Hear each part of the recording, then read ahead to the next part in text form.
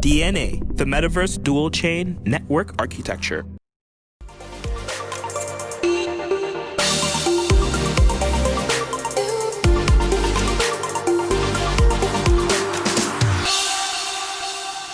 Hi, I'm Alex Lightman, and I'm pleased to present to you Lending, Past, Present, and Future, Part 1. So we're going to go over the past and present of lending, and then the present and future in Part 2. So here we go. The first loans were way back in the past. As with other traditional financial services, lending has a long history. And Greece, Egypt, and Mesopotamia started lending at approximately the same time.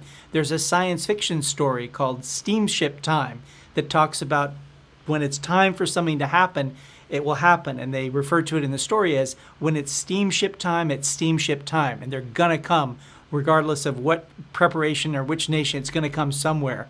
The first lenders, as we've said in the past, were temples and also individuals. And in 1850 BC, the Babylonian town of Sippar, there was a clay tablet with the promise, at harvest time, someone named Amil Mira would pay 330 measures of barley to whomever held that tablet. That's the first recorded loan that we know, and that was in cuneiform. And then we have lending as a reason for riots from Babylon to the Great Depression. You have this history throughout humanity of unregulated lending with high percentage interest rates. The loans can't be repaid, and that was a reason for riots from revolution from thousands of years ago, thousands of years BC, until today. The first lending regulations we know of can be read in the Hammurabi laws in 1754 BC, and the same law, the same regulations, was published by the Athenian tyrant Pisistratus in 547 BC. And during the Great Depression in the United States, faced with financial disaster, families split up or migrated from their homes in search of work. There were Hoovervilles. There were shanty towns constructed of packing crates and abandoned cars and cast-off scraps that sprung up across the nation. And communists used slogans asking for debt abolition. And we see that now in Los Angeles and Venice. You see people who've taken scraps and created their own little Hoovervilles all along the boardwalk. And in the past, in Middle Ages, there was an official ban on interest. In Europe and the Middle East, Islam and Christianity almost banned lending with interest rate since it was seen as being wicked. Catholics used bills to avoid this ban.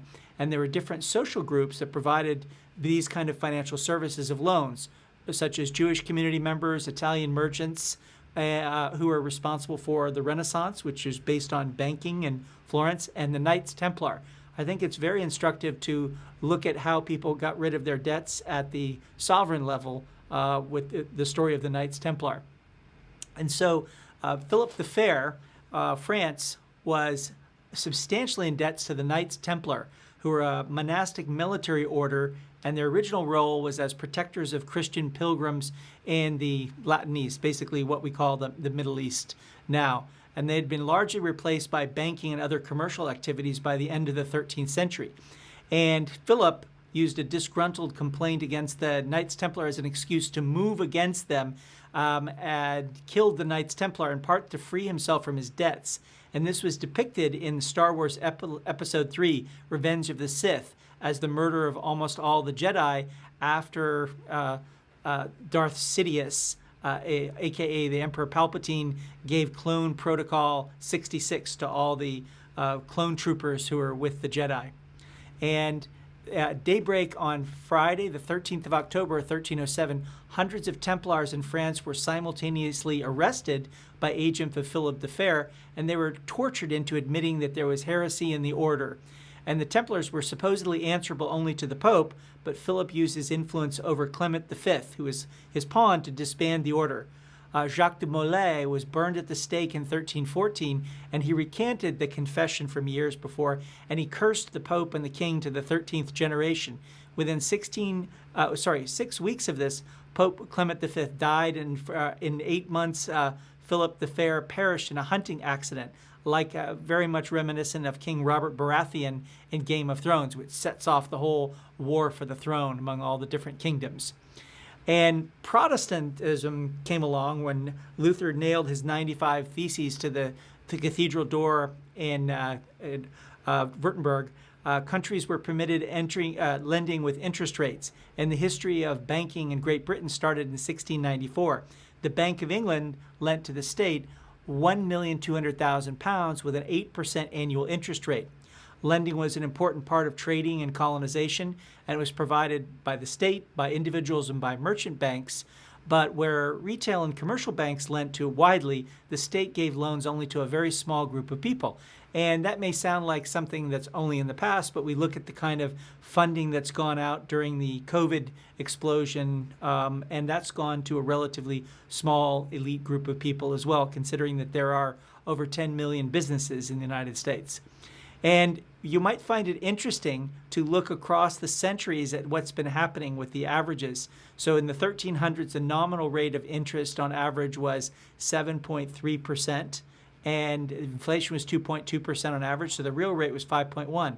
In the 1400s, the real rate was 9.1, and the 1500s, there was 6.1, and the 1600s, 4.6, 1700s, 3.5, the 1800s, 3.4, the 1900s, 2%, and the 2000s, 1.3%, falling towards zero. And we can see that better in this. But we basically, for the most part, except for the 1400s, which is after the Black Death killed a third of the people in Europe, and so there are real supply constraints for labor. There was a lot more demand for labor, and that raised prices all over.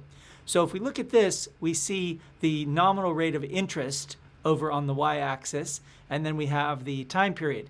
And so we basically have the real rate of interest trend, and we're going down, down, down, down, down across the centuries, heading towards zero. So when we talk about the historically low rates of interest, we're talking about all of the recorded history where we have, year to year, where we have all the data. We've never seen anything like the current moment. So anybody who says, oh, yeah, we've seen this before, this has happened before, that's actually not true. We're in a very unique place. So I'll stop here on part one, and I hope that to see you when we're doing lending, past, present, and future, part two on the Lightman Report. Thank you for your time, and don't forget to like and subscribe if you like this and you want to see part two and other Lightman Reports.